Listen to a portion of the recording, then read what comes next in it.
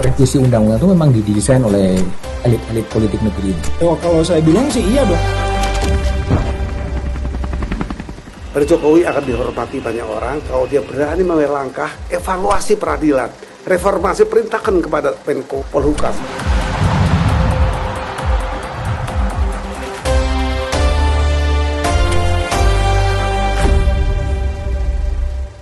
Oke, jumpa lagi di Back to BDM. Peradilan terbesar abad ini baru saja selesai.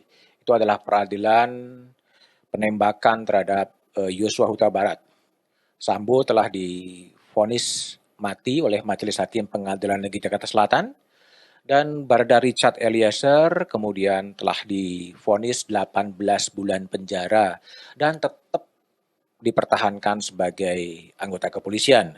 Saya telah bersama dengan pengacara dari Richard Eliezer, Roni Talapesi, untuk kembali ngobrol. Ada apa sih sebetulnya di balik kasus pembunuhan atau penembakan terhadap Yosua Huta Barat? Roni, gimana kabar? Kabar baik, Mas. Sekarang lebih ceria ya? Sekarang lebih ceria. Saya ingat dulu pertama kali datang ke sini, masih suasananya bingung. Bingung ya? Tapi fee lawyer naik nih kira-kira jadinya ya? Semoga, Mas Budi. Semoga naik. Nah lah, itu bonus, Mas. Itu bonus ya? Itu bonus. Tapi makin populer. Buat saya itu bonus lah. Yang penting pencapaian bahwa Richard Eliezer bisa kita ringankan, itu ada kepuasan tersendiri. Kepuasan tersendiri ya. Tapi ngomong-ngomong, membela Icat itu ceritanya gimana? Ya, yang seperti dulu saya pernah sampaikan, Mas Budiman, karena rekomendasi dari keluarga, kedekatan, terus sama-sama tinggalnya dekat, itu di Mapanget. Mapanget itu mana? Mapanget itu di dekat bandara Paniki. Oh, di Manado. Oh, oke. Iya, jadi keluarga saya, kebetulan saya rumahnya di situ juga. Oke. Saya rumah di situ di BTN, kemudian Richard itu sekolahnya itu nggak jauh dari rumah saya. Jadi secara keluarga ini kita saling kenal. Oh, gitu. Dia sudah saling kenal lama ya? Sudah saling kenal. Dari keluarga ke keluarga. Jadi betul-betul hubungannya persaudaraan gitu, perkerabatan antara sesama dari Manado. Betul, karena latar belakang, rumah dekat, gereja juga pun sama, jadi kita latar belakangnya dari kedekatan ini, sama-sama dari daerah Manado. Oke. Itu Prodeo? Prodeo. Betul-betul nggak ada fee yang diterima oleh Roni dan office-nya? Nggak ada, Mas Budiman. Ada memang beberapa teman mau bantu, ada juga yang pendukung, yang mau mengumpulkan dana buat Icat. Saya sampaikan tidak usah, karena kami kan khawatirnya ada salah penyalahgunaan, terus pertanggungjawabannya seperti apa kan. Udah ada satu masalah gini, nanti tambah masalah lagi yang baru, kita nggak mau repot juga kan. Terus selama proses persidangan ini, Icat saya perhatikan, kemudian orang tua juga pun, Richard Eliezer yang kembali ke Jakarta, saya perhatikan juga, saya jaga semuanya. Kemudian Richard juga dalam proses persidangan, saya sampaikan bahwa Cat, kamu harus tampil rapi, karena apa? Kayak harus menunjukkan bahwa di persidangan ini dengan kamu tampil rapi berarti kamu menghormati, menghargai persidangan. Oke, tapi gini, Roni ini mendampingi Icat setelah Icat jujur ya mengungkap itu ya? Iya, tanggal 6 Richard mengaku, saya tanggal 6 Agustus ya? 6 Agustus, saya tanggal 10 menjadi pengacara Richard Eliezer. Terus pertemuan pertama dengan Icat itu kapan? Tanggal 10. Tanggal 10. Apa yang dibicarain? Pertama saya sampaikan, Cat, ini Abang Roni kenalan ya, ngobrol. Di Mabespori? Di Mabespori. Okay. Saya ngobrol, terus saya bilang, Abang ini pengacara. Dia waktu itu memang Icat tatapannya masih kosong ya. Kalau saya bilang seperti itu. Karena ada rasa khawatir mungkin, kemudian ada rasa cemas kan. Kemudian saya sampaikan, saya ngobrol pelan, terus kita tidak ngobrol kasus juga. Saya ngobrol bahwa, Cat, kamu itu di Manado, kamu kan pecinta alam, Abang juga pecinta alam juga, gitu loh. Kalau kita di Manado itu, kita biasanya nongkrongnya itu di restoran Padang, di depan Bank BNI. Jadi kalau sebelum kita naik gunung, itu biasanya anak gunung itu kumpul di situ. Kemudian kamu diving, saya juga diving, gitu kan. Teman-teman diving yang seangkatan saya, Icat kenal juga. Dari situ sudah mulai terbuka, Icat mulai ngobrol bahwa, Bang, ini orang tua ada di Makobrimob. Ya udah, saya temuin dulu deh orang tua. Oh, orang tua udah ada di Makobrimob? Ada di Makobrimob. Jadi saya ngobrol sama orang tuanya, keluarga di Manado saling kontak semuanya, ya semua berjalan lancar dan saya tanda tangan kuasa sejak tanggal 10 itu saya dampingi Richard. Tapi kalau dari Bu Roni ketemu Icat pertama kali, terungkap nggak sih sebetulnya kenapa kemudian Icat itu kemudian mau mengakui setelah dari 8 Juli sampai ke 6 Agustus sebulan kira-kira sebetulnya? Iya, kalau tanggal 10 belum ya Mas Budiman. Karena kan hari pertama kan. Setelah Oke. hari kedua, hari ketiga dia mulai cerita. Bahwa memang dia mau sampaikan yang sebenar-benarnya gitu kan. Karena memang orang tua kan sudah datang juga ke Jakarta, sudah bicara sama dia, bahwa sampaikan yang sejujurnya. Ini juga kan dorongan dari mama papanya Icat yang didatang Mama Papa datang ke Jakarta itu ternyata untuk membujuk Icat untuk mengakui. menyampaikan ke Icat supaya sampaikan yang sebenarnya. Jadi itu juga pun bantuan dari penyidik yang mendatangkan orang tua, kemudian setelah orang tua bicara sama Richard ya, proses dari sebulan itu kan awal itu mereka datang ya, awal Agustus itu datang, kemudian udah ngobrol sama Icat, baru mau mengaku. Baru setelah pemeriksaan, kan itu ada masa jeda ketika tidak ada pengacara, makanya tanggal 6 itu Icat nulis di kertas, Mas. Tanggal 6 Agustus. Yes. Nah, itu apa sebetulnya yang mendasari sampai kemudian Icat menulis surat dan mengakui bahwa ada keterlibatan Verdi Sambo itu sebenarnya apa sih? Ya itu kalau saya lihat ya, setelah saya dampingi tanggal 10, saya lihat bahwa terjadi pergolakan batin ya, bahwa Richard ini tipikalnya anaknya bukan seperti yang ini ya, dia harus menutupi sesuatu. Kalau saya lihat karena ajaran orang tuanya adalah harus berkata jujur, hidup itu kerja baik gitu loh. Nah, kalau saya lihat ketika Richard mau mengaku itu karena memang bukan dirinya Icat ketika dia harus menutupi skenario ya. Bukan dirinya Icat. Iya. Oke. Jadi ketika Icat mau mengaku baru ini dia lebih rilis, Mas. Dia maksudnya lebih terbuka, lebih plong gitu kan. Bicara semuanya apa yang terjadi. Nah, itu baru mulai BAP saya Itu nggak terungkap ya. Ada shifting dari menutupi peristiwa selama hampir 1 bulan sampai dia mengaku itu nggak jelas, nggak apa selain apa ada pergolakan batin, selain didatangkan orang tuanya. Sebetulnya ada faktor apa lagi sebetulnya? Menurut pengakuan Icat kepada Roni. Ya memang kan 1 bulan itu kan prosesnya kan dia harus mengikuti skenario kan. Mengikuti skenario karena ada pemeriksaan di Propam, kemudian dia harus mengikuti tahapan-tahapan sampai kalau Mas Budiman ingat ketika dia pertama kali muncul di Komnas HAM itu dia masih skenario. Masih ikut skenario. Itu pertama kali itu Richard datang ke Komnas HAM. Jadi ketemu sama siapapun dia ngomongin skenario tembak-menembak. Tembak-menembak. Ya, dia bertahan di situ. Bertahan di sisi itu. Berubahnya ketika orang tua datang.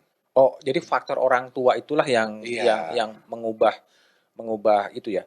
Itu pengakuan pertama diberikannya kepada siapa sih? Kepada orang tua, kepada tim sus atau kepada siapa? Tim sus. Kepada tim sus. Tim sus. Tapi orang tua sudah bicara bahwa mamanya sampaikan ini bukan Richard nih, ini bukan anak saya gitu kan. Sampaikan ke saya ya. Jadi kelihatan kan namanya feeling ibu ya. Antara ibu dan anak kan tahu kalau anak ini dia berbohong atau tidak gitu. Itu diberikan kepada tim sus. Ya, itu di dalam tulisan tangan ya. Dalam tulisan tangan itu pengakuan pertama kali. Ya. Pertemuan pertama kali bahwa dia yang terjadi adalah bukan tembak-menembak dan itu melibatkan Verdi Sambo ya. Betul. Jadi paling dominan orang tuanya sebetulnya. Iya, kalau saya lihat itu. Atau karena pengkondisian dari pemeriksaan di tim sus itu yang kemudian. Saya lihat yang paling besar peranan dari orang tua. Oh. Setelah itu kan ada proses penyidikan kan, proses penyidikan baru dia mulai mengaku. Tetapi yang saya lihat titik baliknya adalah ketika orang tua hadir mendampingi dia dan dia merasa tenang kan. Orang tua hadir itu dihadirkan oleh Mabes Polri atau oleh tim sus. Jadi bagian dari strategi penyelidikan juga sebetulnya. Kalau saya lihat mungkin ya, bagaimana supaya dekat dengan Icat kan. Oke. Nah, terus kemudian dari sisi itu kemudian ini kan selesai ya.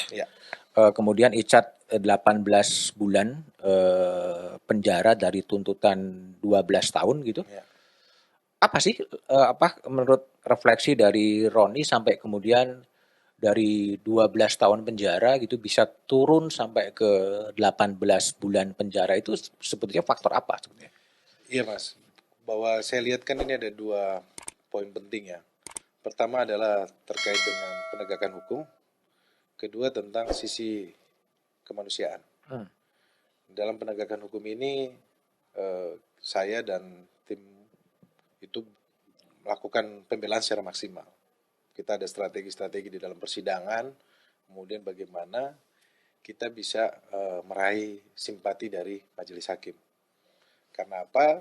Richard sudah kooperatif, kemudian dia berkata jujur. Dan di sisi kemanusiaan ini saya melihat banyak hal-hal juga ya, Mas, bahwa di dalam proses ini Richard kan tulang punggung keluarga, dia meninggalkan keluarganya. Kemudian dari keluarga Yosua ada yang dia meninggal, anaknya meninggal. Kemudian beberapa terdakwa yang lainnya meninggalkan keluarganya juga. Jadi dalam proses ini saya lihat, Mas, bahwa saya mengalami bahwa bicara penegakan hukum ini tidak hanya penegakan hukum murni ya. Sisi itu kita sudah bertarung dengan pasal-pasal pembelaan, kan? Tetapi ada sisi kemanusiaan. Sisi kemanusiaan ini yang saya lihat yang terlihat di ruang sidang, di mana hati nurani kita berbicara. Ketika sisi kemanusiaan ini terlihat di dalam ruang sidang, dan bagaimana kita lihat dukungan dari masyarakat begitu tinggi ya, karena melihat Richard Eliezer berkata jujur, kejujurannya dia. Dan dari sisi kemanusiaan ini saya lihat bahwa nilai dari kebangsaan kita ini masih sangat kuat, Mas. Ketika masyarakat datang mendukung Richard Eliezer tidak melihat golongan agama apapun gitu loh, latar belakang mereka tidak lihat, tapi mereka berbondong-bondong datang ke pengadilan untuk mendukung Richard Eliezer. Sebenarnya saya lihat bahwa nilai kebangsaan kita ini juga masih sangat kuat, karena ini semua saling berhubungan di dalam proses penegakan hukum, terus di dalam rasa kemanusiaan, dan di dalam rasa kebangsaan kita. Di dalam proses yang tadi Mas Budiman di awal sampaikan bahwa ini perkara Peradilan abad ini. Peradilan abad ini. Ini yang saya lihat di dalam proses persidangan ini, bahwa semua kalau saya bisa rangkum bahwa rasa kebangsaan itu kita bisa lihat bahwa ada solidaritas. Terus ada gotong royong di situ. Bahwa yang tadi saya sampai tidak melihat golongan, agama, latar belakangnya, itu saya lihat gitu. Jadi ini menjadi poin yang baik, sehingga kedepannya juga pun penegakan hukum kita semakin lebih baik ya. Oke, Roni terkejut nggak sih ketika jaksa menjatuhkan tuntutan 12 tahun penjara kepada Richard sebetulnya? Ya terkejut lah, Mas. Kan dari persidangan ini kan saya mendampingi Richard Eliezer.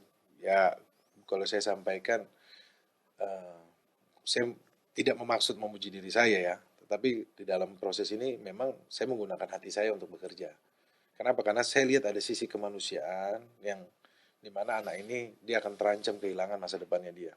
Jadi saya betul-betul di sisi profesional, tetapi saya menggunakan hati saya sehingga pembelaan saya itu bisa secara natural dan bisa maksimal. Dan orang yang melihat itu melihat bahwa ada ketulusan karena kita menggunakan hati.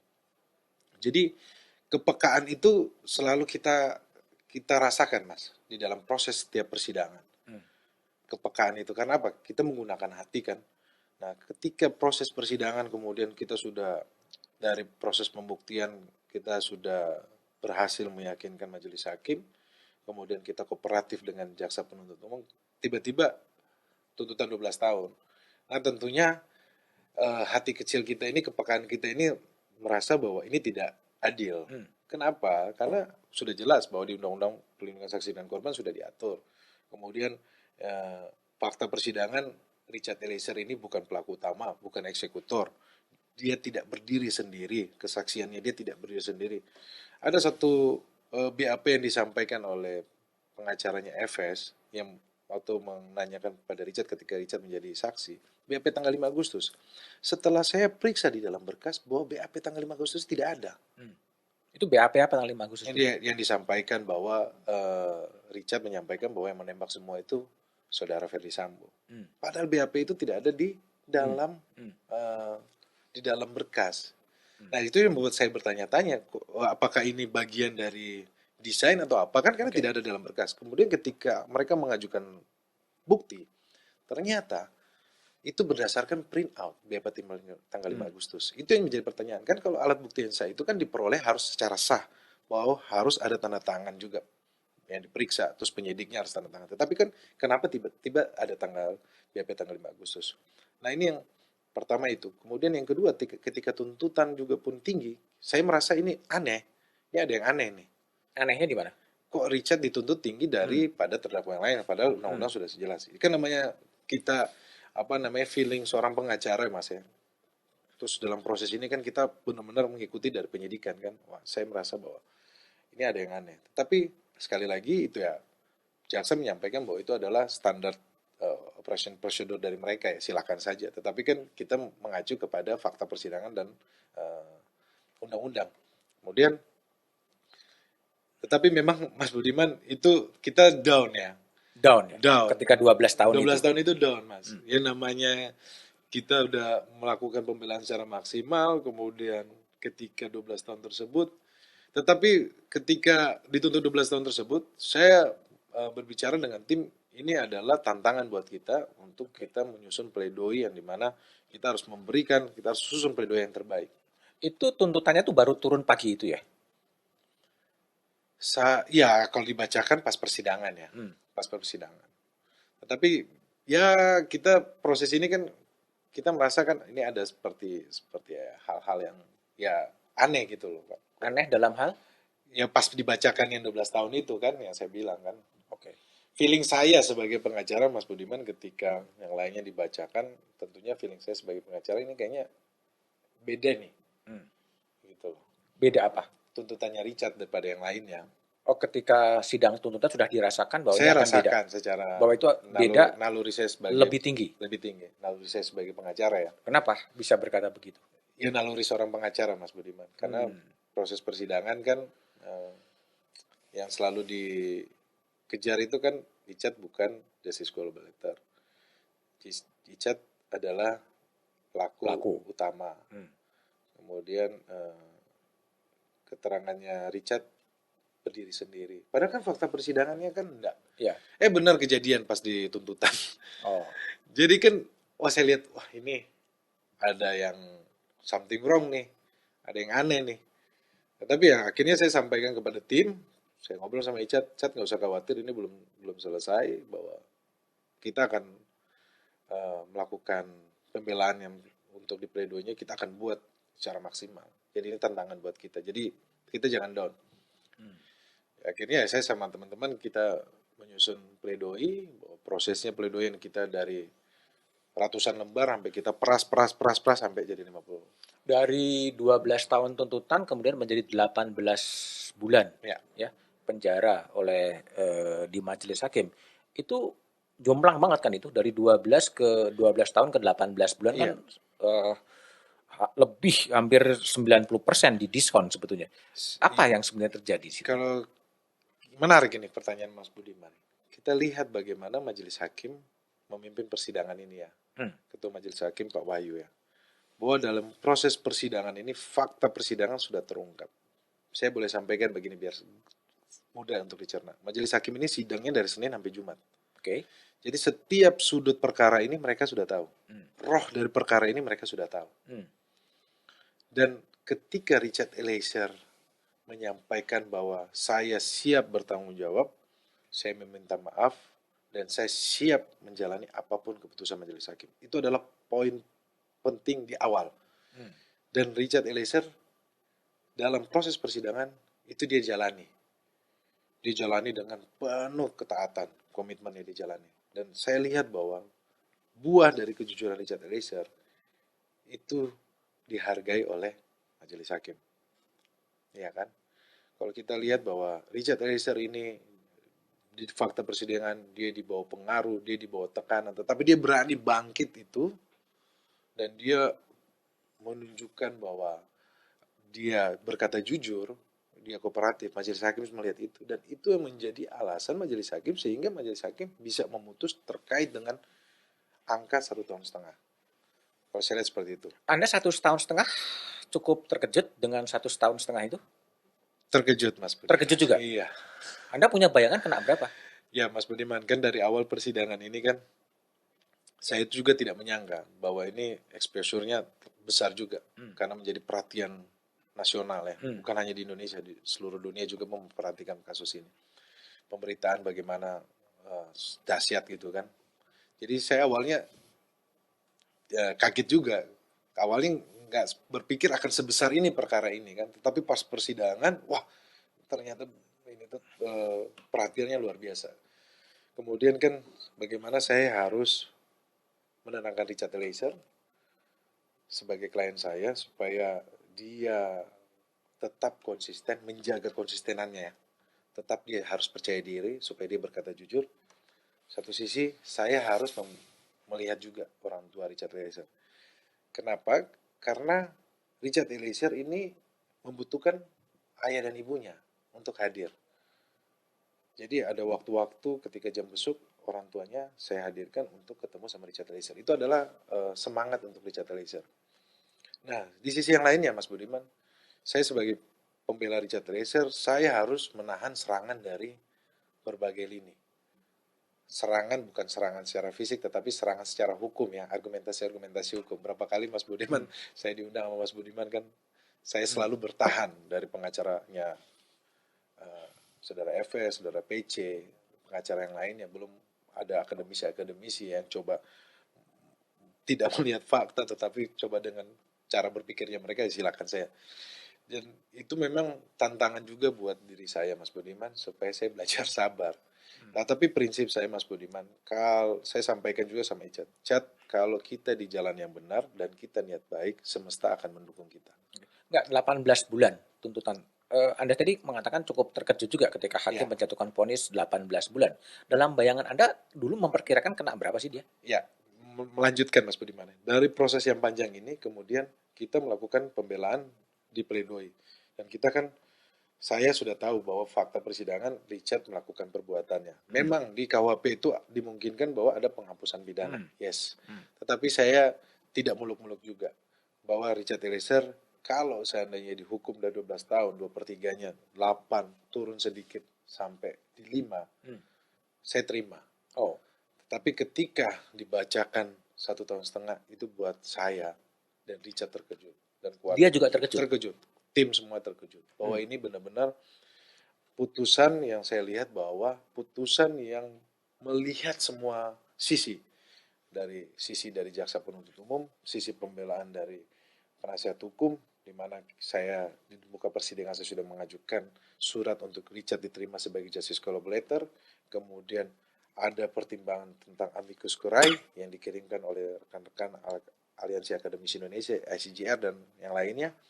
Kemudian ini putusan ini menurut saya adalah putusan yang progresif Mas Budiman. Tapi ada juga orang yang mengatakan Majelis Pengadilan Negeri Jakarta Selatan ini di bawah tekanan opini publik. Tidak. Kalau saya bilang seperti itu tidak. Kalau bicara opini publik, amicus curiae yang dikirimkan itu adalah profesor-profesor pidana seluruh Indonesia. Kalau dibilang itu tekanan publik tentunya tidak. Tetapi kalau mengacu kepada Undang-Undang Kekuasaan Kehakiman pasal 5 bahwa hakim wajib menggali rasa keadilan di tengah masyarakat. Amicus curiae ini adalah bentuk dari rasa keadilan di tengah masyarakat. Yang mereka kirimkan dalam bentuk surat. Dan profil dari yang mengirimkan amicus curiae ini bukan tanggung-tanggung Mas Budiman. Profesor-profesor pidana, akademisi pidana, dekan, rektor, yang kita sudah kredibilitasnya mereka udah tidak perlu kita ragukan lagi. Jadi publik yang mana yang mau kita ini kan? Tetapi ya sudahlah, itu kan memang pendapat dari beberapa opini dari ini ya, orang yang merasa bahwa ini ada tekanan. Tetapi buat kami bahwa enggak, ini penegakan hukum ini sangat-sangat progresif. Kenapa? Karena saya lihat bahwa kita tidak lagi melihat bahwa kesalahan seseorang itu ketika dia mau kooperatif, dia mau berkata jujur dan dia menjadi justice collaborator, kemudian dia diberikan reward oleh majelis hakim. Ini kalau seperti ini Mas Budiman, ini penegakan hukum yang baik. Kenapa? Karena hampir di setiap negara maju itu juga menjadi referensi seorang justice collaborator, diringankan, malah tidak dibawa ke penuntutan, diberikan identitas baru. Dan ini sejarah buat penegakan hukum dan sejarah untuk pengadilan bahwa ada putusan yang memang sangat berpihak kepada seorang yang mau berkata jujur dan dia sebagai justice collaborator atau kita sebut witness protection, itu semuanya itu diakomodir di dalam putusan. Nah, ini kan bagus ke depannya. Kenapa Mas Budiman? Itu saya bilang progresif bahwa kita menganut sistem asas civil law, Kalau di luar kan common law. Common law. Tetapi negara maju sekarang, kita juga Indonesia udah menjadi negara maju, sudah mendekati sekarang gitu loh. Common law. Dengan common law. Dengan memperhatikan aspirasi di luar. Tidak, melihat bahwa penegakan hukum itu tidak hanya seperti kacamata kuda, Mas Budiman. Tetapi melihat dari semua lini. Kalau saya bilang seperti helikopter view, melihat dari atas, dia lihat dari semua lini. Nah, itulah sebenarnya fungsi dari majelis hakim. Karena apa? Dia mempertanggungjawabkan putusannya itu kepada Tuhan. Gitu. Itu semata-mata karena karakter dan sosok ketua majelis hakim yang memimpin persidangan sehingga dia berani ngambil putusan-putusan yang progresif? Saya apresiasi kepada ketua majelis hakim Pak Wahyu. Karena ini sangat-sangat progresif. Dan juga kita lihat ya bagaimana persidangan dari pertanyaan-pertanyaan dari Pak Wahyu, bagaimana menggali kebenaran material, terus dalam waktu bagaimana mengatur supaya proses persidangan ini berjalan efektif, efisien, itu saya sangat apresiasi. Lepas dari perkara dari Richard Eliezer ya, tetapi saya sebagai pengacara, saya melihat bahwa ada sosok majelis hakim yang saya lihat bahwa ini bisa menjadi pengganti dari almarhum ini siapa? Artijo. Pak Artijo. Gini, kalau melihat gini, Anda kan juga banyak mengajukan saksi-saksi ahli ya. Iya. Seperti Romo Magnis yang diajukan gitu. Lalu kemudian ada beberapa Reza Indragiri Amril yang kemudian juga diajukan sebagai saksi. Gimana cara Roni membujuk Pater Magnis kemudian untuk mau tampil di persidangan dan memberikan kesaksian? Iya, Mas Budiman. Memang dari awal kan saya sampaikan bahwa ini kan kita bekerja dengan tulus dan hati, menggunakan hati ya. Jadi saya selalu sampaikan kepada Richard, kita akan bertemu dengan orang-orang baik. Selama niat kita baik dan kita berserah kepada Tuhan. Kalau saya tadi bilang semesta akan ikut mendukung. Dalam proses ini, saya berbicara sama tim dan saya menyampaikan bahwa saya mau mengundang Romo Magnis sebagai ahli. Nah, kemudian teman-teman sampaikan bahwa ini kan beliau dari filsafat, kemudian kan ini kita bagaimana ini kan proses hukum. Tapi saya sampaikan bahwa filsafat itu adalah ibu dari seluruh ilmu pengetahuan. Jadi kenapa tidak kita buat terobosan di dalam persidangan? Kan ini pertama kali juga Mas Budiman ketika dalam kasus pidana yang sebesar ini, kalau saya nggak salah bahwa kita menghadirkan ahli filsafat. Nah dari situ kemudian setuju teman-teman, saya bertemu sama Romo Magnis bersama Bung Fendri, itu ngobrol bahwa Romo, kami saat ini sedang mendampingi Richard Eliezer. Kemudian Romo Magnis sampaikan bahwa saya mengikuti pemberitaan Richard Eliezer. Saya bilang, puji Tuhan Romo, bagaimana menurut pendapat Romo? Kalau beliau sampaikan mengenai dia tidak bisa dipersalahkan seluruhnya, seutuhnya. Kenapa? Karena dia itu adalah bawahan. Gitu loh. Jadi tidak bisa dia disalahkan secara seluruhnya, dibebankan kepada dia. Cerita beberapa seperti kejadian ada di Jerman ketika keadaan cukup lama membujuk Romo Magnis untuk ingin menjadi saksi yang menguntungkan. Tidak lama, Mas Budiman. Setengah jam aja kita diskusi. Setelah itu langsung Mas Budiman, saya pas keluar, Romo Magnis sudah ngasih fotokopi KTP, saya siapkan surat, kemudian saya kirim, langsung beliau mengiyakan. Langsung dia mengiyakan. Cuma kan memang Mas Budiman, kita kan waktu itu sempat nyocokin jadwal, karena apa, saya waktu itu kan berpikir bahwa di pertengahan di pertengahan Desember atau di awal Desember. Ternyata kan sidang sempat molor itu, Mas Budiman. Dan dapat jadwalnya di tanggal 26 Desember. Di mana di 26 Desember ini kan masih hari Natal kedua kan. Saya sempat galau juga. Aduh, Romo bisa nggak ya?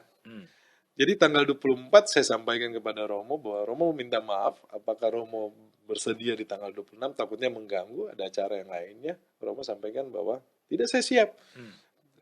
Saya siap untuk hadir tanggal 26. Wah, saya juga pun surprise. Itu saya sampaikan ke Mas Reza, Mbak Lisa, semuanya siap. Waktu yang pas. Oh, kalau Mbak Lisa itu sempat sudah beli tiket mau liburan ke Bali, itu di cancel. Di cancel. Terus akhirnya saya siap tanggal 26. Tanggal 26 pagi saya jemput, jam 6:30 pagi saya jemput Romo. Kita bareng-bareng. Kemudian Ya Romo sampaikan sesuai dengan pengetahuannya beliau secara filsafat kan. Itu Oke. pun saya lihat bahwa sangat netral apa yang disampaikan oleh Romo Magnis. Sangat netral. Jadi nggak ada upaya-upaya yang berat untuk membujuk saksi-saksi ahli untuk Tidak datang ada. ke persidangan. Tidak ada. Kalau Mas Reza datang naik kereta dari Bogor, terus saya sampaikan, Mas Reza bagaimana? Nggak usah, nanti saya naik ojek aja ke pengadilan. Kalau Mbak Lisa bilang, udah nggak usah khawatir, nanti saya sampai ke pengadilan.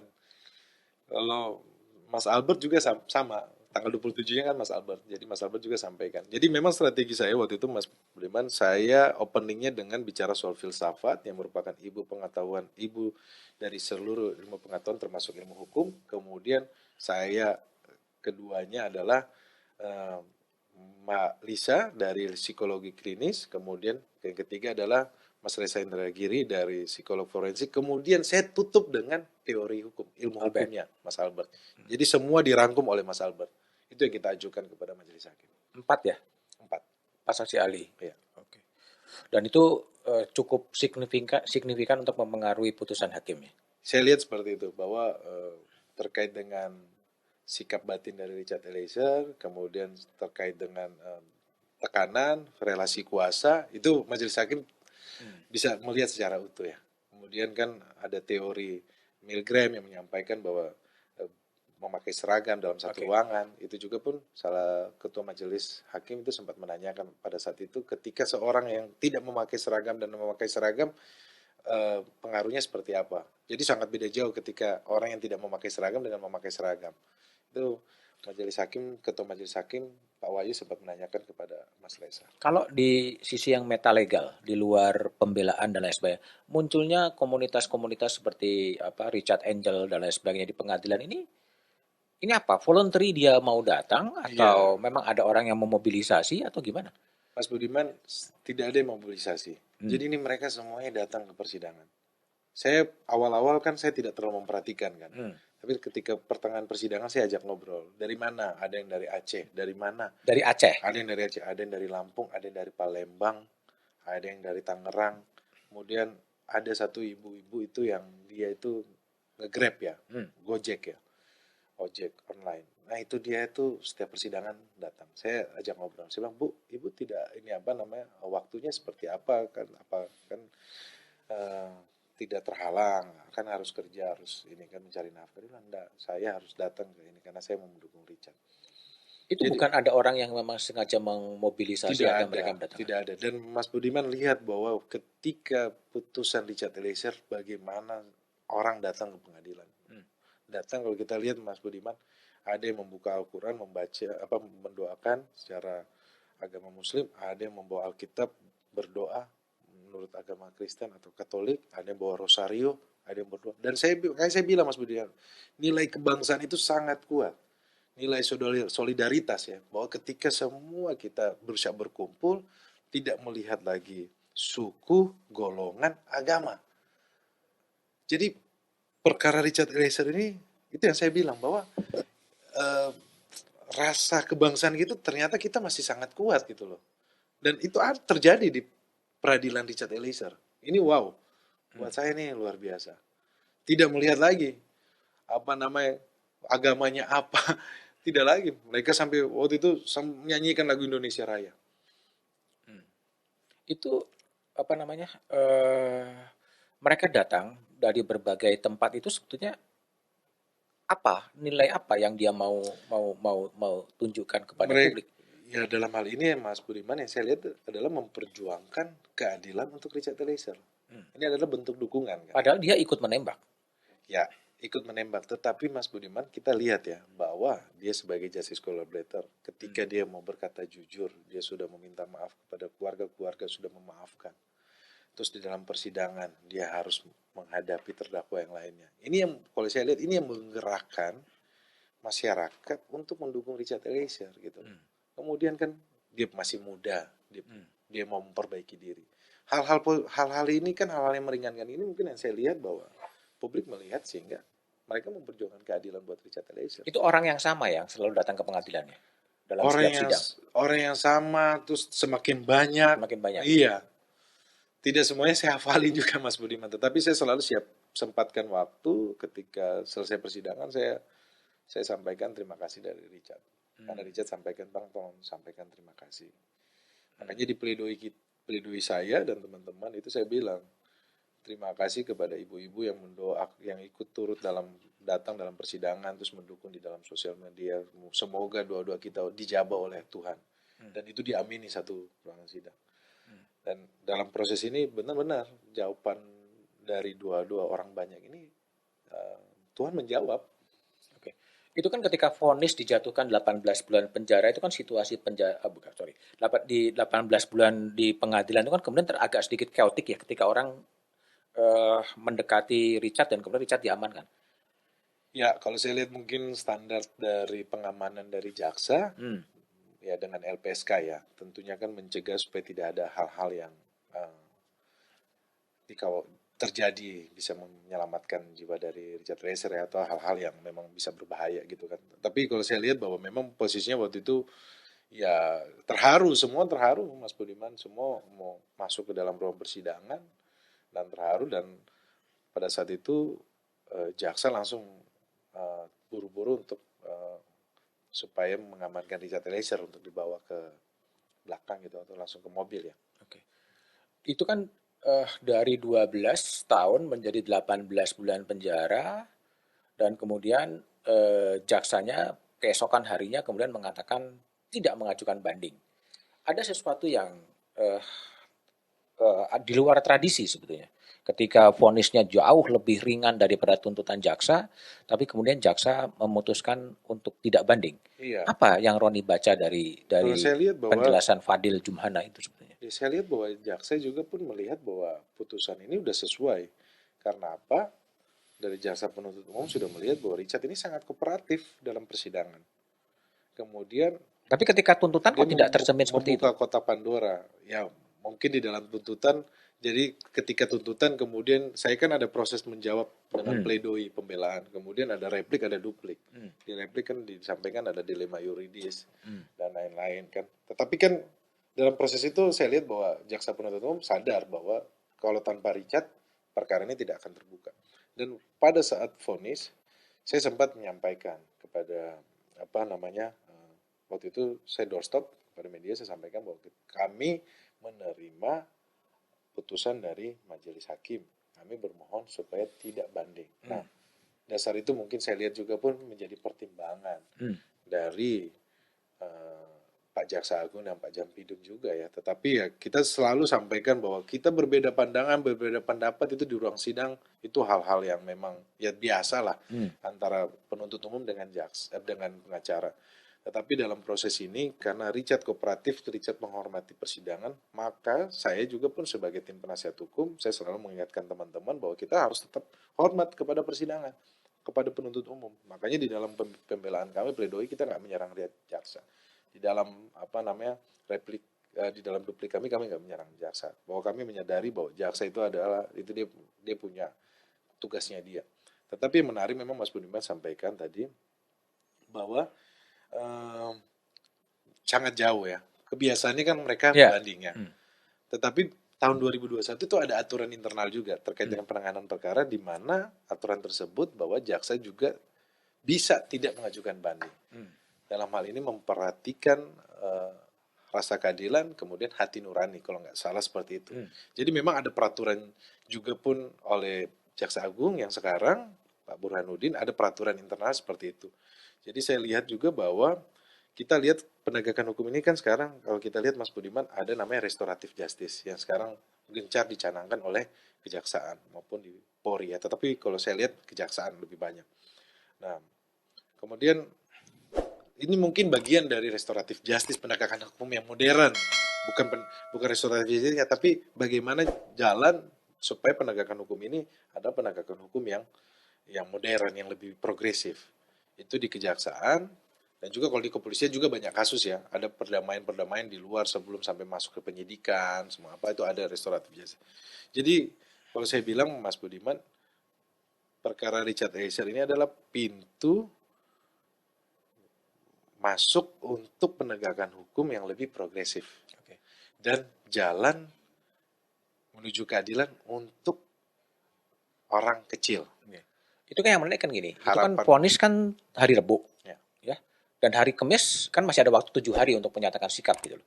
Tapi pada hari Kamis kemudian Jampidum langsung membuat jumpa pers dan menyatakan tidak menyatakan banding Iya, dan kasus ini mempunyai kekuatan hukum tetap. Ya, secara de de facto iya, harus di jurinya kan 7 hari.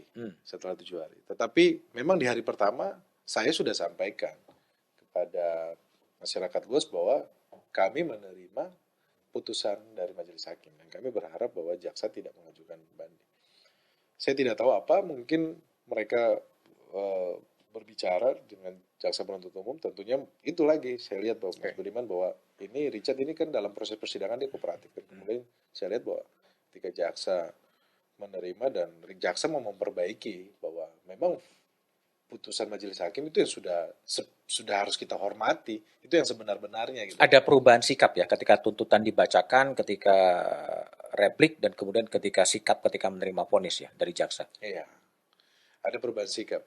Kelihatannya Mas Budiman waktu itu pas kita lagi di satu meja itu ada Pak Mahfud. Ya.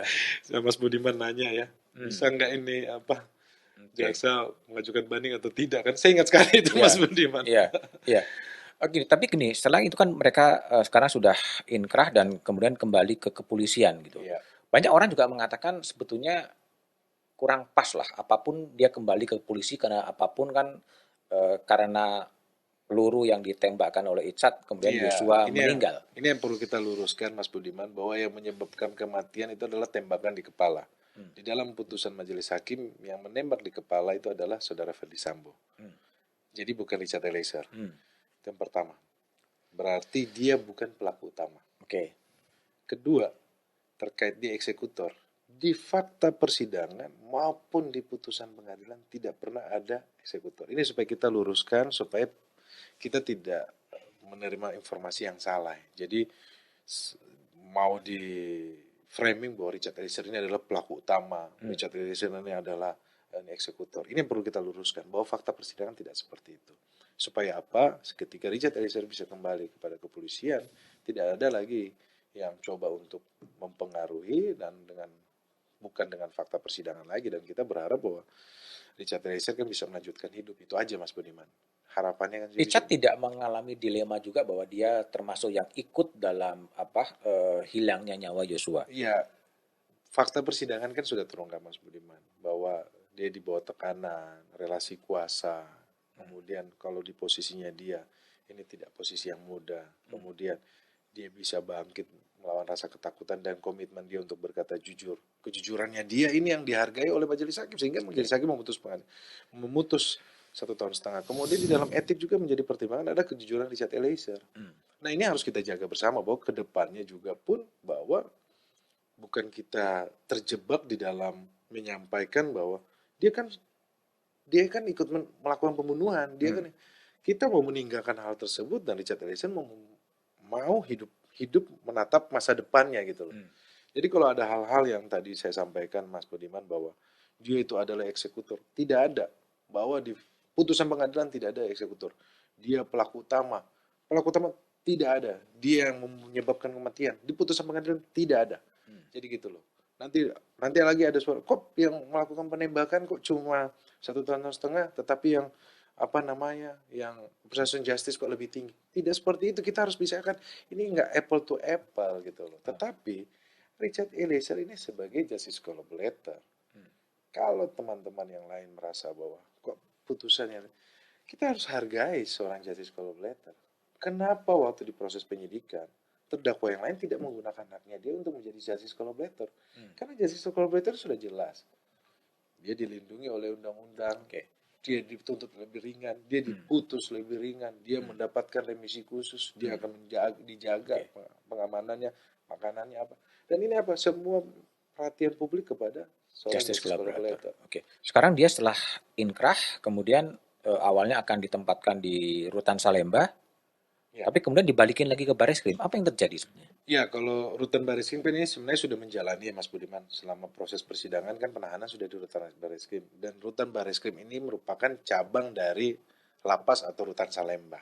Jadi setelah inkrah, kemudian jaksa melakukan eksekusi, menyerahkan kepada lapas Salemba, kemudian dari lapas Salemba LPSK memberikan rekomendasi. Makanya saya bilang keuntungan seorang justice collaborator itu juga ada di dalam penempatan sel juga, penempatan khusus itu LPSK bisa memberikan rekomendasi. Atas rekomendasi tersebut, karena Richard Eliezer sudah menjalani di rutan Bareskrim, ya di rutan Bareskrim saja tentunya kan. Jadi tidak ditempatkannya di rutan Salemba itu atas rekomendasi dari LPSK. Dari LPSK. Faktor keselamatan, faktor keamanan.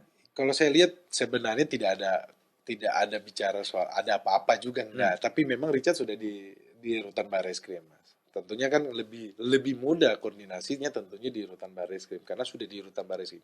Dan rutan Bareskrim itu merupakan cabang dari rutan Salemba. Jadi nggak ada padahal di Salemba sudah disiapkan juga sebetulnya. Ya? Sel khusus untuk Richard.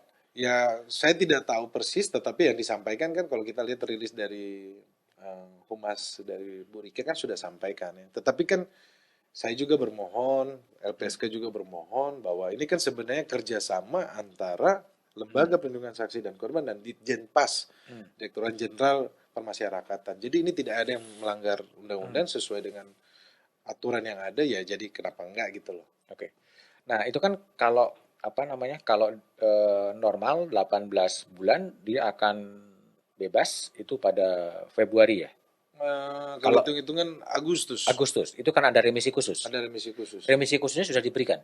Belum. Nanti kan ini ada evaluasi, Mas Budiman. Tentunya kan dilihat dalam proses menjalani sisa masa tahanan sebagai warga binaan, Richard Eliezer berkelakuan baik. Kemudian dia tidak membuat masalah. Itu kan ada penilaian-penilaian, Mas. Tentunya kan penilaian tersebut itu akan dilaksanakan atau dilakukan oleh lapas Salemba. Mereka akan menilai. Jadi kalau dia berkelakuan baik, kemudian ada remisi, diberikan remisinya. Itu nanti akan dihitung sambil berjalan. Dan itu diperkirakan akan bulan Agustus akan bebas. Kalau saya perkirakan bulan Agustus. Tapi nanti kita lihat hitungannya seperti apa. Nah, setelah katakanlah dia bebas menjalani hukuman, apa yang akan dikerjakan oleh Richard?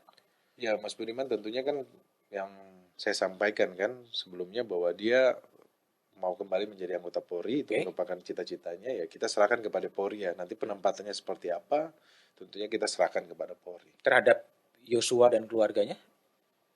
Apakah dia akan datang ke itu nanti kita dalam tahapan pembicaraan. Itu memang ada opsi juga ke sana, Mas. Ada opsi ke sana. Karena memang kita sampaikan bahwa dalam hal ini kan Mas Budiman ini adalah tragedi. Bahwa ada yang kehilangan anak, seorang ibu kehilangan anak, ada seorang ibu juga anaknya di penjara. Kemudian terdakwa yang lainnya meninggalkan keluarganya. Ini kita harus sampaikan kemanusiaannya ini bahwa ini tragedi. Nah, dalam proses ini kan Richard Eliezer siap menjalani, dia siap merubah diri dia menjadi yang lebih baik. Dan kita sudah melihat bahwa ketika nanti setelah Richard menjalani vonis, tentunya nanti kita akan berbicara antara keluarga dan keluarga. Kita harapkan bahwa kita situasinya mulai tenang, kemudian bisa menerima, yang paling penting kan itu kan, keluarga juga yang di Jambi bisa menerima, kemudian kita datang baik-baik, dan itu tidak lagi kita tidak mau sampai menjadi perdebatan atau menjadi apa, karena kita menghargai dan kita empati terhadap perasaan dari keluarga dari Joshua, orang tua dari Joshua. Makanya ketika orang tua maupun dari kakak almarhum Joshua kemarin komentar soal vonis Richard Eliezer, saya dan tim penasihat hukum dan maupun keluarga Richard Eliezer tidak komentar apa-apa. Karena kita pun memahami, kita dapat memahami bahwa kondisi dari keluarga dari almarhum Joshua tentunya berat buat mereka. Kita empati, jadi kita tidak mau komentar. Jadi kita harapkan bahwa dengan waktu yang ada ini nanti bisa memulihkan, kemudian bisa memperbaiki, kemudian ada damai sejahtera. Ya, tapi kita ada rencana dari Richard dan keluarga untuk bertemu dengan keluarganya Joshua di Jambi. Ya itu yang saya sampaikan, Mas Budiman, bahwa semua kita harapkan bahwa ini harus benar-benar situasinya dalam situasi tidak dalam, ya harus ada damai sejahtera, Mas Budiman. Ya.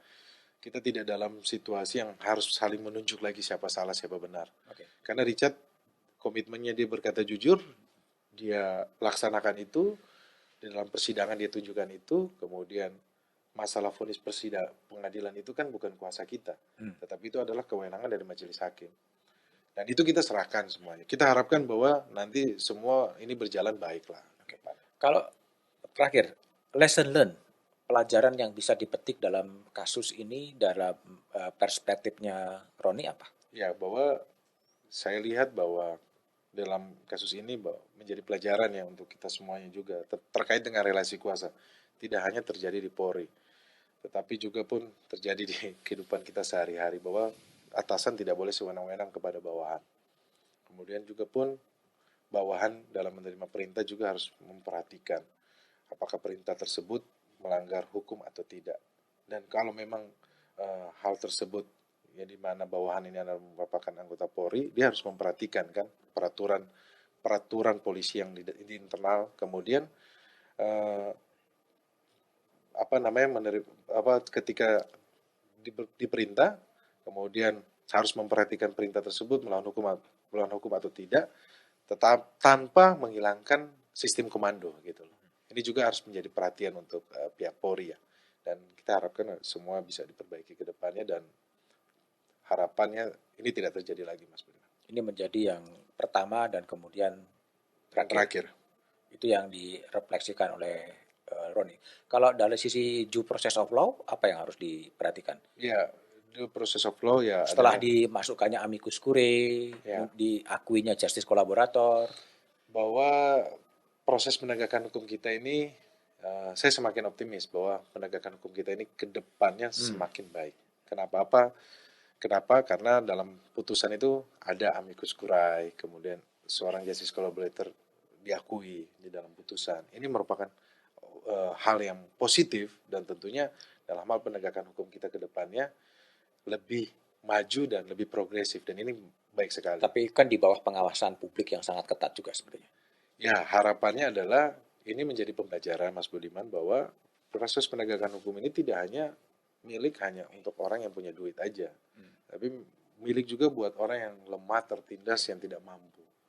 Jadi ini mau merefleksikan diri kita semuanya, kembali lagi Mas Budiman, hati nurani kita menggunakan hati nurani kita atau tidak. Oke, Roni, semakin sukses karirmu sebagai pengacara ya setelah sukses untuk meringankan hukuman dari Richard Eliezer. Tentunya kasus ini banyak sekali pelajaran yang bisa dipetik. Yang pertama adalah membutuhkan hakim-hakim yang progresif, yang punya integritas, peradilan yang mendengarkan nurani-nurani publik, dan kemudian hadirnya yang namanya justice collaborator itu kan memperkaya kasanah hukum di Indonesia. Semoga dengan peradilan terbesar abad ini, peradilan di Indonesia akan semakin baik dan semakin baik. Thank you, Roni Talapesi. Mas Budiman, thank you. Revisi undang-undang itu memang didesain oleh elit-elit politik negeri ini. Oh, kalau saya bilang sih iya dong.